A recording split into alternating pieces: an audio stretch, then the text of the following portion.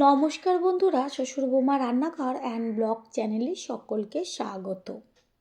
আজ শেয়ার করব সজনে ডাঁটার একটা সম্পূর্ণ নিরামিষ রেসিপি। যারা সজনে ডাঁটা একদমই পছন্দ করেন না, এই রেসিপিটি তাদের জন্য। আর যারা ভালোবাসেন তারা তো প্রতিদিনই খেতে চাইবে। হাতের কাছে থাকা দুই একটা মশলা দিয়েই তৈরি হয়ে যাবে দুর্দান্ত স্বাদের একটা রেসিপি। তাহলে কি করে তৈরি করব সেটাই দেখে নেওয়া যাক।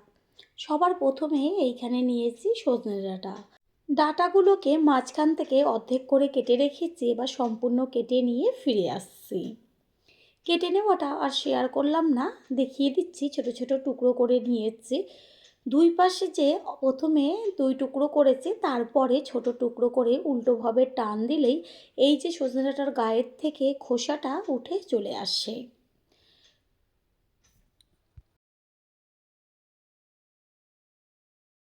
ডাঁটাগুলো জলের মধ্যে কিছুক্ষণ ভিজিয়ে রাখবো, তারপর জলের থেকে তুলে 2-3 বার আরও ধুয়ে রাখবো। সজনে ডাঁটাগুলো জলের থেকে তুলে একটা পাত্রে রেখেছি। এবার একটা মশলা তৈরি করব। একটা মিক্সিং জারের মধ্যে দিয়ে দিচ্ছি বড় চামচের 1 চা চামচ পরিমাণ কালো সর্ষে। এখানে আপনারা হলুদ সর্ষেও ব্যবহার করতে পারেন। দিচ্ছি 3 চা চামচ পরিমাণ সাদা তিল। দেব চিনেবাদাম, আর ঝালের জন্য দেব পাকা লঙ্কা। ঝালটা যে যেমন খাবেন সেই অনুযায়ী দেবেন। এবার জল দিয়ে পেস্ট করে নেব।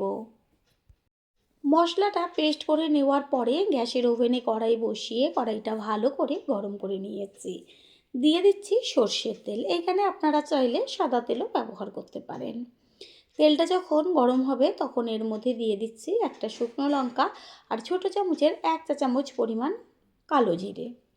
ফোড়নটাকে তেলের মধ্যে 30 থেকে 40 সেকেন্ড সময় নিয়ে ভেজে নেব। ফোড়নের থেকে সুন্দর একটা গন্ধ বেরোচ্ছে। দিয়ে দিচ্ছি ছোটো চামচের 1/2 চা চামচ পরিমাণ লবণ। একটু খুন্তি দিয়ে তেলের মধ্যে লবণটাকে নেড়ে চেড়ে নিয়ে তারপরে দিয়ে দেব লম্বা লম্বা করে পাতলা করে কেটে নেওয়া আলু। তেলের মধ্যে ফোড়নের পর লবণ দেওয়ার কারণ হচ্ছে এই যে আলুটা তেলে দেওয়া হলো, তাহলে আর তেলটা চারদিকে ছিটবে না। ভালো করে নেড়ে চেড়ে নেব তেলের মধ্যে আলুটাকে। আর কালারের জন্য দিয়ে দেব 1/2 চা চামচ পরিমাণ হলুদ গুঁড়ো। আলুর সাথে হলুদটা মিশিয়ে নিয়ে গ্যাসের ফ্লেম মিডিয়াম টু হাই করে 2 থেকে 3 মিনিট মতন আলুটা ভেজে নেব। 2-3 মিনিট মতন ভেজে নেওয়ার পরে এর মধ্যে দিয়ে দিচ্ছি সজনে ডাঁটা। এবার সজনে ডাঁটা আর আলু গ্যাসের ফ্লেম লো টু মিডিয়াম আছে ভেজে নেব কিছুক্ষণ, যতক্ষণ পর্যন্ত আলুটা বেশ সিদ্ধ না হয় আর ডাঁটাটার গায়েও একটা কালার আসে, বেশ একটু নরম হয়, সেই পর্যন্ত ভেজে নেব।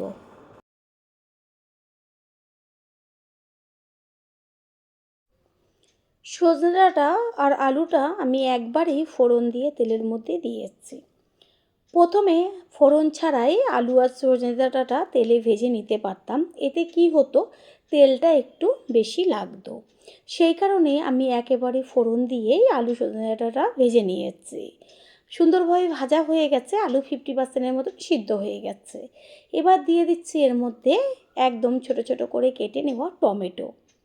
আমি প্রত্যেকটা রেসিপিতেই চেষ্টা করি কিভাবে অল্প তেল ও অল্প মশলা ব্যবহার করে সুস্বাদু রেসিপি তৈরি করা যায়। কিছুক্ষণের জন্য একটু ঢাকনাটা ঢেকে রেখেছিলাম, টমেটোটা মজে আসবে।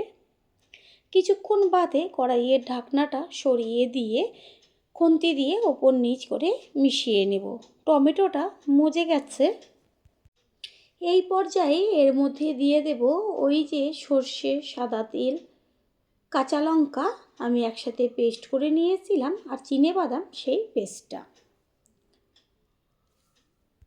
এই পর্যায়ে গ্যাসের ফ্লেম লোতে রেখে মশলাটাকে সব কিছুর সাথে ভালো করে মিশিয়ে নেব। আর এইভাবে মশলাটাকে কষিয়ে নেব 3 থেকে 4 মিনিট, বেশিক্ষণ কষাবার দরকার নেই। দিয়ে দেব স্বাদের জন্য পরিমাণ মতন লবণ আর কালারের জন্য হলুদ গুঁড়ো, আর ওই যে মিক্সিং জারটার মধ্যে মশলা লাগা ছিল সেটা ধুয়ে জল, যেন মশলাটা কষাবার সময় নিচে ধরে না যায়। হলুদ লবণটা মিশিয়ে নিয়ে এবার ঢাকনা একটু চাপা দিয়ে দেব মশলাটাকে কষাবার জন্য। পুরনো বন্ধুদের সবসময় আমাদের পাশে এইভাবে ভালোবেসে থাকার জন্য অনেক অনেক ভালোবাসা। 3-4 মিনিট মতন কষিয়ে নিয়ে তারপরে ঢাকনাটা সরিয়ে দিয়েছি, আর খুন্তি দিয়ে ওপর নিচ করে মশলাগুলোকে সব কিছুর সাথে মিশিয়ে নেব। যেহেতু সর্ষে বাটা দেওয়া রয়েছে সেই কারণে বেশিক্ষণ কিন্তু কষাবার দরকার নেই। সজনে ডাঁটার মধ্যে এবার দিয়ে দেব উষ্ণ গরম জল। রান্নাতে সবসময় চেষ্টা করবেন উষ্ণ গরম জল ব্যবহার করার। এতে কি হয়, রান্নার টেস্টটা দ্বিগুণ বেড়ে যায়। গ্যাসের ফ্লেম হাই করে দিয়েছি, আর মশলার সাথে জলটাকে ভালো করে মিশিয়ে নেব। এখানে বেশি কিন্তু জল দেওয়ার প্রয়োজন নেই, রেসিপিটা বেশ গামাখা হবে। আর মশলাটা যেহেতু একটু বেশি দিয়েছি, এই মশলা দিয়েই সমস্ত ভাত খাওয়া হয়ে যাবে। আলু তো অর্ধেকের বেশি সিদ্ধই হয়ে গেছে, সেই কারণে হতে বেশি সময় লাগবে না। প্রথমবার যারা আমাদের চ্যানেল ভিজিট করছেন তাদের আন্তরিক শুভেচ্ছা ও অনেক ভালোবাসা। আমাদের রেসিপিগুলো যদি ভালো লেগে থাকে সাবস্ক্রাইব করে দেওয়ার অনুরোধ রইল, ও পাশে থাকা বেল আইকনে ক্লিক করলে পরবর্তী ভিডিওগুলো সবার আগে আপনাদের কাছে পৌঁছে যাবে। 10 মিনিট বাদে ফিরে এসে কড়াইয়ের ঢাকনাটা সরিয়ে দিয়ে এবার গ্যাসের ফ্লেমটা হাই করে দেব। দেখা যাচ্ছে যে যতটুকু ঝোল রয়েছে এটা ঠান্ডা হওয়ার পর কিন্তু একদম বসে যাবে। আলুও সিদ্ধ হয়ে গেছে, ডাঁটাও সিদ্ধ হয়ে গেছে। এই পর্যায়ে এর মধ্যে দিয়ে দেব সমস্ত কিছুর ব্যালেন্সটা ঠিক রাখার জন্য 1/2 চা চামচ পরিমাণ চিনি। চিনিটাকে মিশিয়ে নিয়ে আর 2 থেকে 3 মিনিট মতন এইভাবে রান্না করে নিলেই রেসিপি তৈরি হয়ে যাবে।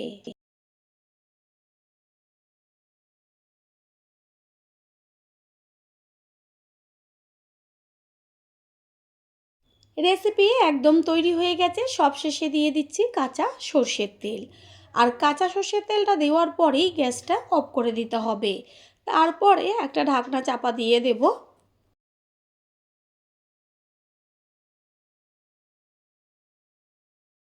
5 মিনিট মতো রেস্টে থাকার পরে কড়াইয়ের ঢাকনাটা সরিয়ে দিয়ে তারপর সম্পূর্ণ লুকটা দেখিয়ে দিচ্ছি। দেখা গেছিল প্রথমে কতটা ঝোল ছিল, এখন এটা কিন্তু ঠান্ডা হওয়ার পরে অনেকটাই জমে গেছে। ঠিক এরকম পর্যায়ে নামাতে হবে। এবার একটা পাত্রে তুলে নেব। তৈরি হয়ে গেল আজকের রেসিপি। আশা করি রেসিপিটি ভালো লাগলো, আর যদি ভালো লেগে থাকে একটা লাইক, কমেন্ট, পারলে একটা শেয়ার করে অবশ্যই জানাবেন। আপনাদের দেওয়া একটা লাইক ও লাইকের পাশে থাকা হাইপ আর একটা শেয়ার আমাদের কাছে অনেক অনেক গুরুত্বপূর্ণ। All friend, thanks for watching my video. আপনারা সকলে ভালো থাকবেন, সুস্থ থাকবেন। আবারও দেখা হবে অন্য কোনো রেসিপির এপিসোডে।